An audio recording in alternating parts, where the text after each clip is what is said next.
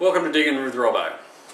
Now, although it's 12 months late, this is actually part 1 of episode 1. So I'm going to tell you a little bit about how I got into this, and as the video goes on, I'm going to show you my equipment from my panning, which I've got laid out here. And in part 2,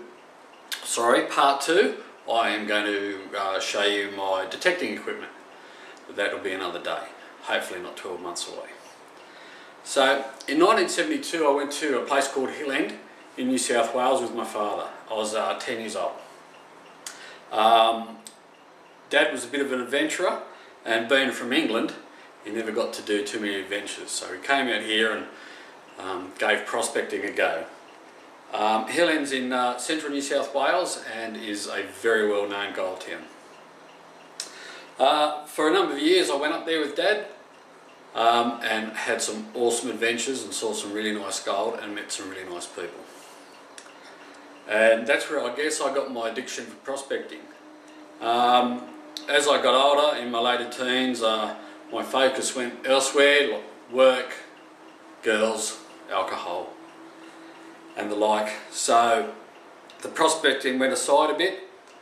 As the kids grew up, I got a bit of free time, so I went back to prospecting.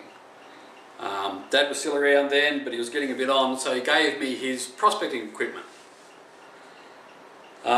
which I still have today, and I actually cherish that very much. So the gold rush, the 1850s in Australia, just fascinates me. The whole thing about it fascinates me. I love Sovereign Hill, the reenactment area for the gold rush down in Victoria. Today they still have working stampers there and just mine tours, and it's an awesome place to go for educating yourself and your family in regards to the gold rush. Pride of place on my wall in the house is the 1880s-ish photo of Hill End as it was at the time. 27 hotels, 8,000 residents. Now it has maybe one hotel, definitely one hotel, and be lucky to have 800 residents. Still an awesome place to visit. So I'll be back shortly, and I'll go through my prospecting equipment with you. So first of all, I'll just give you an overview of what I've got. So I've got sieves, pans, the shovel with digging equipment, my crevicing equipment, gloves, buckets, and a bag to carry it all in. And of course a water pistol. Everyone needs a water pistol. Back shortly and I'll go through it with you. Right, so I'll start off with pans. Plenty of them around, readily available, eBay, disposal shops, other places like that. Cheap as, $10 gets you a very small pan, and you work your way up to your bigger, better pans. So I have a number of pans here, just the black pan, readily available, nice and cheap. Plastic, they're all plastic. The days of the old tin pans are gone. I haven't seen a tin pan on the gold fields for 10 years. So the plastic pan I use to store my concentrates in before I clean them out for the rest of the day. I can have a quick look. The gold shows itself really well on the black background. But they have reasonably small riffles, which is the little ridges here, and that stops the gold. Should stop the gold from falling out when you wash the dirt. And I'll just move in a bit on that, and you can see the riffles there. So beauty about the plastic pans are that if you break one or crack it or fracture it, get the soldering iron out, solder it up, give it a rub back with some sandpaper, and away you go. I think I might have stolen this one from Gary. So move up a bit further, have the Garrett pan, This one's called the Gravity Trap Pan from Garrett in America. Nice pan, green. Riffles are bigger. I'll show you them. So I'm a fan of big riffles because I'm a very impatient person and I wash the gold out a little bit too quickly sometimes. So, yep, good pans, same as the black pan, bigger riffles. Biggest pan I've ever seen is the Garrett Super Sluice. Now they say you can use this for dry panning as well. I've never tried it. One day I'll give it a go. If we don't get enough rain, it might be this summer. So, massive riffles, really good pan to pan quickly with. Same properties as the other pans I've showed you. Riffles are huge.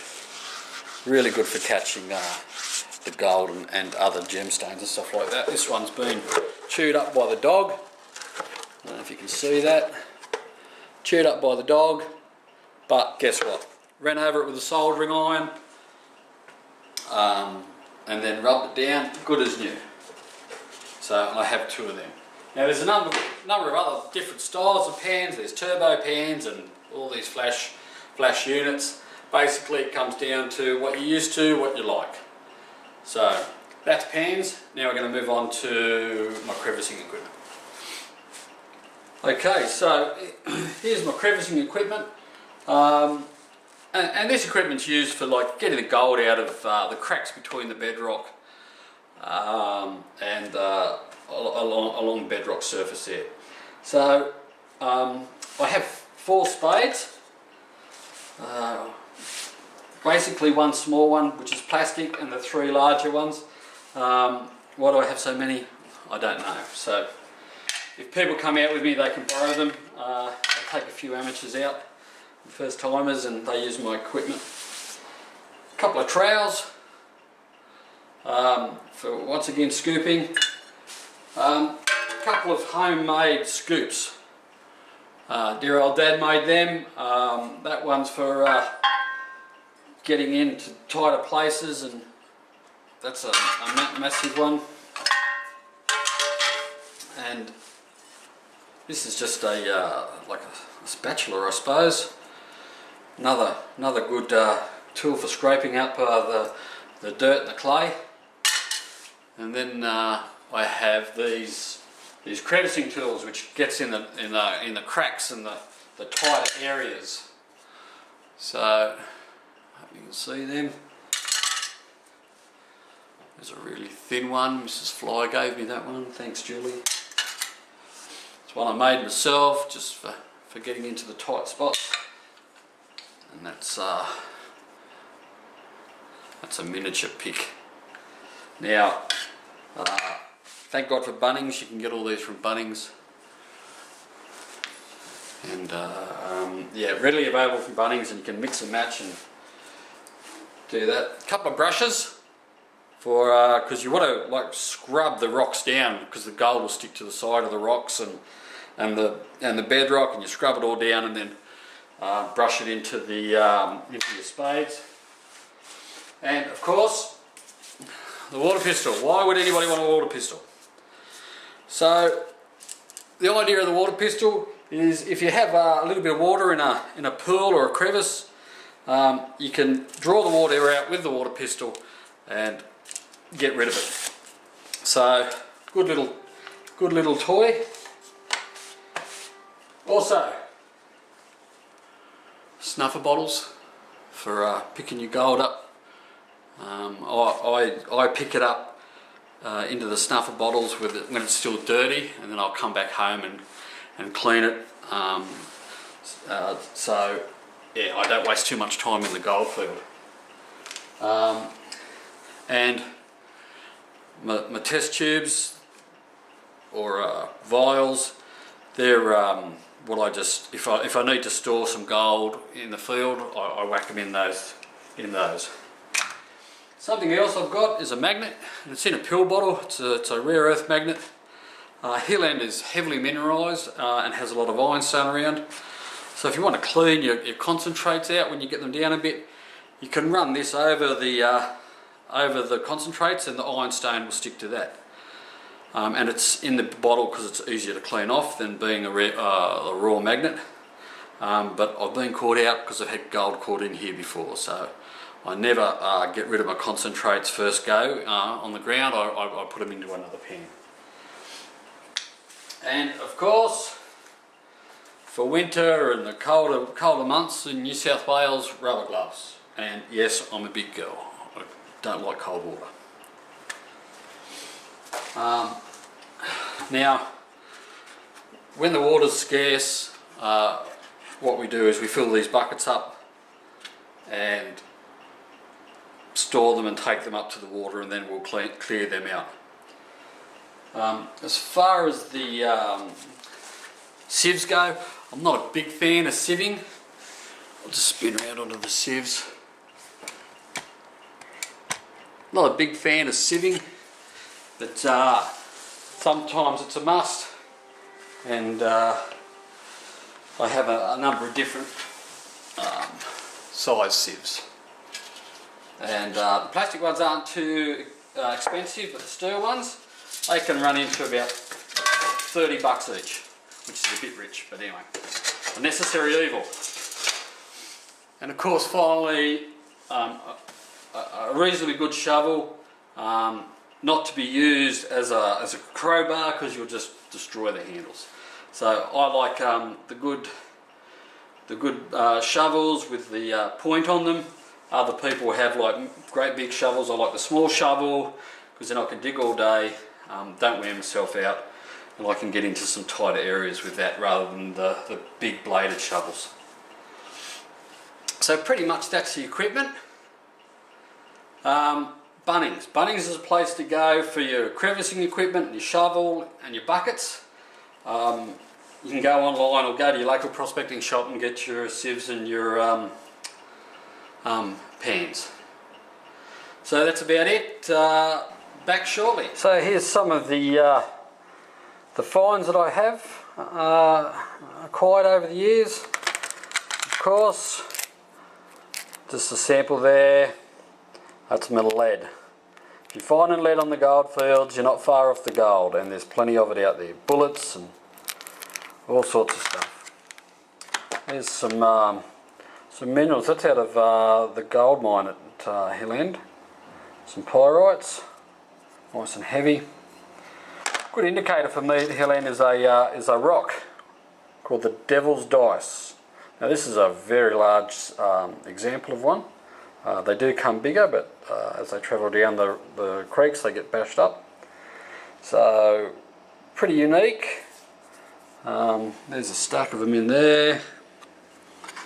More in this jar. I get a bit of a kick out of hanging on to them. The petrified wood.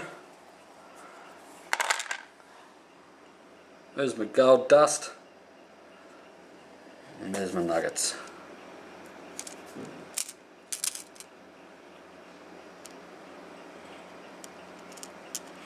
Nice, you know, a good day is when you find a little picker or a little nugget.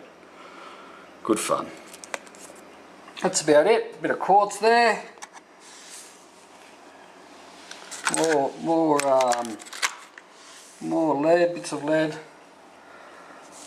So that's pretty much it. Back soon.